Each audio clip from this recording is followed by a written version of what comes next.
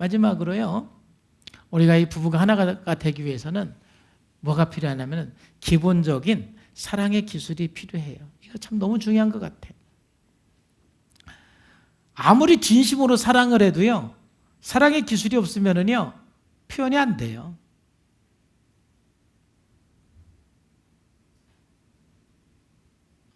내가 정말 사랑을 해도 그 사랑이 잘 전달되려면 그 표현할 수 있는 그래도 기본적인 기술이 있어야 돼요. 근데 이런 부분에 대해서 사람들이 너무 관심이 없는 것이죠. 여러분, 관심을 가지고 참 어떻게 내 사랑을 표현하는 게 상대방이 행복해 할까?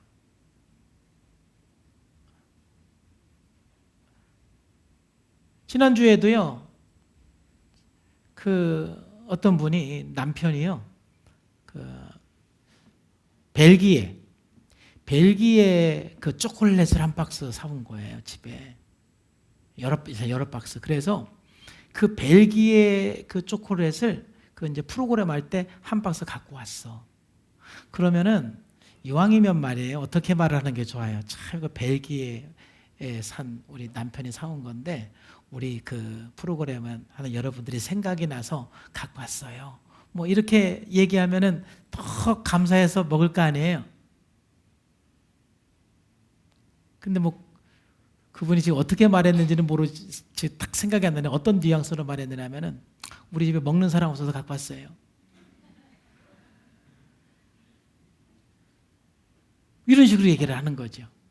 그러면 똑같이 갖고 왔지만은 그렇게 얘기하는 거 저렇게 얘기하는 거. 그래서 왜 그렇게 말했느냐 이렇게 이제 물어봤더니 이제 그분은 내가 참 귀한 걸 갖고 왔어요. 그러면 사람들이 너무 고마워요. 그게 부담스러워서 그렇대.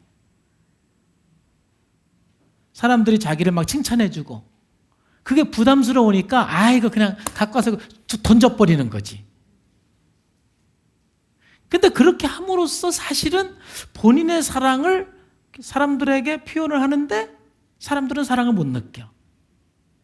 뭐 좀 선물을 줬으면 포장해 줘야 되는데 툭 던져주는 거지. 그래서 기술이 필요한 거예요. 기술이. 뭐 기술을 어떻게 여러분들에게 지금 다 말씀드리겠어요.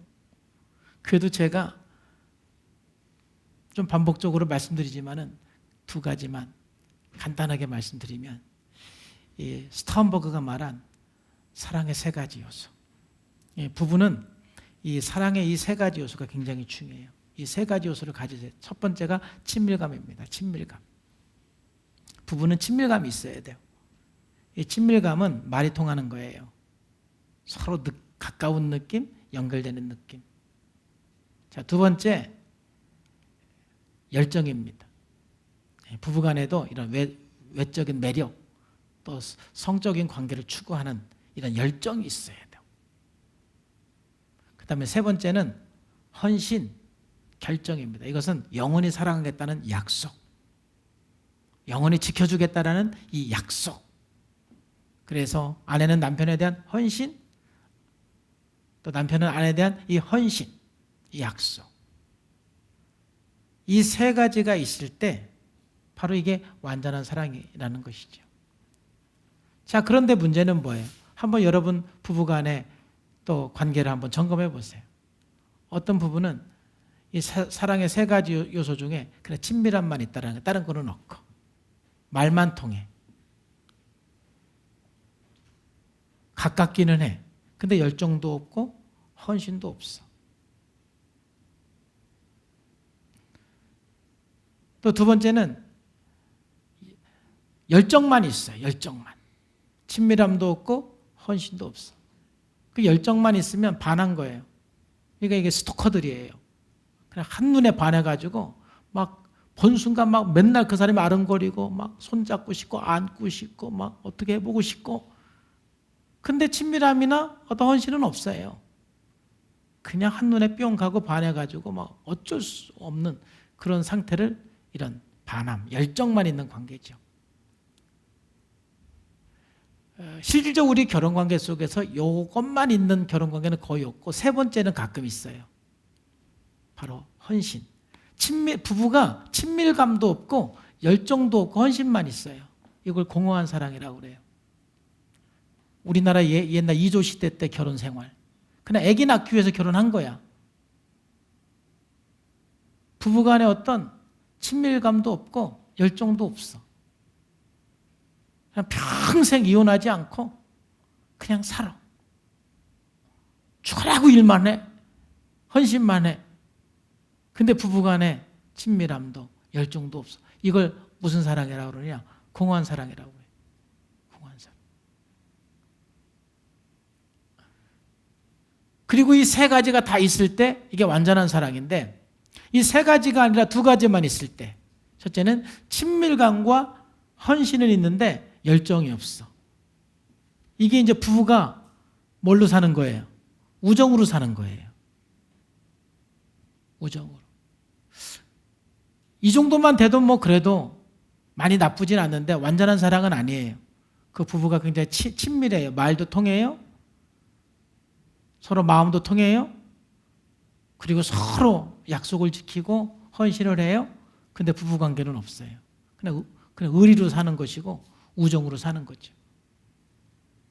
이게 부부관계에 있어서 이거는 좋은 건 아니죠. 하나의 플라토닉 사랑이라고 할 수가 있죠. 정신적인 사랑. 그죠? 두 번째는 친밀감과 열정만 있고 헌신이 없어요. 헌신. 그러니까 이거는 뭐냐면은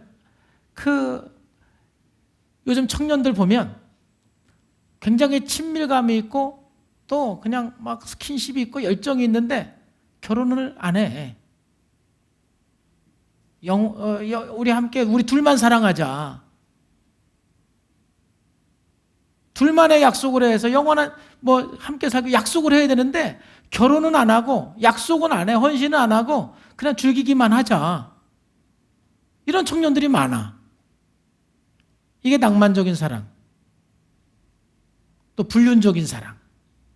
불륜적인 사랑도 친밀함과 열정은 있지만 헌신을 할 수가 없어요.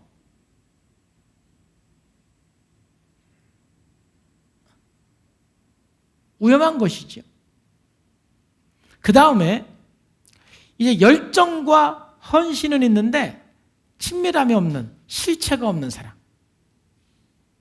그냥 얼굴에 반해가지고 남자가 너무 잘생겨가지고 막 그냥 반했어. 그래서 그냥 마음이 맞는지 가치가 맞는지 뭐 말이 통하는지 따지지도 않고 막 결혼부터 덜컹하고 그냥 사는 거죠. 그리고 오로지 이 두 부부의 그 낙은 그냥 잠자리밖에 없는 거죠.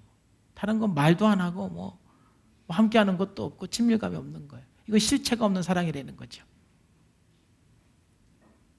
그러니까 우리 부부가 이 세 가지가 어떻게 골고루 발달을 하고 있는지, 친밀감은 몇 점인지, 그리고 열정은 몇 점인지, 헌신은 몇 점인지. 친밀감도 한 7, 80점, 열정도 7, 80점, 헌신도 이 7, 80점 되면 얼마나 좋겠어요. 근데 오늘 이 내용 들으면서 참 나는 너무 저 점수가 낮다. 실망하지 말고 다 마찬가지예요. 다. 이게 뭐 다 세 가지 다 70점 이상인 부분은 제가 지금까지 거의 만나보지 못했어요. 다 좀 뭐가 부족해요.